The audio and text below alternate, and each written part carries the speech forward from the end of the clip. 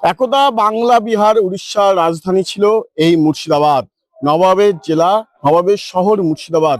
মুর্শিদাবাদ বিধানসভা নির্বাচন আগামী 23 এপ্রিল। রাজ্যের বিভিন্ন নির্বাচনের সঙ্গেই প্রথম দফাতে হবে এই মুর্শিদাবাদ বিধানসভা নির্বাচন।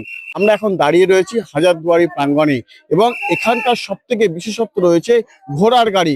কেমন আছেন এখানকার ঘোড়া চালকরা, কি বলছেন এখানকার টাঙ্গা চালকরা, তাদের কেমন ভাবে যাচ্ছে বিধানসভা নির্বাচনের আগে, কথা বলে তাদের সঙ্গে। দাদা, যে বিধানসভা নির্বাচন এসছে, আপনারা কেমন আছেন? দাদা, আমাদের নির্বাচন যে আসছে, এর আগেও নির্বাচন গেছে, আমাদের কিন্তু কোনো একটা ভালো দিক আমরা দেখতে পাইনি। আমাদের এখানটায় কি আমাদের হচ্ছে এই হাজারদুয়ারিতে ডিসেম্বর জানুয়ারি হচ্ছে আমাদের সিজন, বাকিটা পুরো অফ সিজন।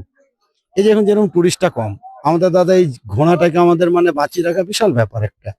যেহেতু নিজের সংসারটা টানবো না, এই ঘোড়াটাকে খাওয়াবো, ঠিক না? আমাদের এখানটায় যেমন কোনো সরকারি কোনো আমরা অনুদান পাই না।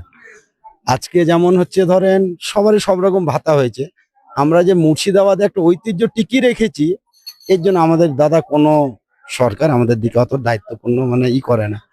তো যাই হোক, আমাদের এখানটা এইভাবে আমরা চালাচ্ছি, যতদিন পারবো আমরা টিকিয়ে রাখবো, এদিকে পারবো না দাদা ঘোড়াগুলোকে ছেড়ে দেয়। আগে তো প্রচুর ঘোড়া গাড়ি ছিল, এখন তো সে আস্তে আস্তে অনেক কমে গেছে। দাদা, এর পরিবর্তে অনেক কিছু বেরিয়েছে, তবুও মুর্শিদাবাদে যারা আসে 100-র ভেতরে 99% লোক আমাদের ঘোড়া গাড়ি ব্যবহার করে। যেমন 4 চাকায় আসে, বাসে আসে, ট্রেনে আসে, এরা কিন্তু ঘোড়া গাড়ি। এবার দাদা এর এর যদি মানে 1 মাস সিজন 9 মাস কি 11 মাস বসে খাওয়াতে হয়, কেউ রাখতে চাইবে?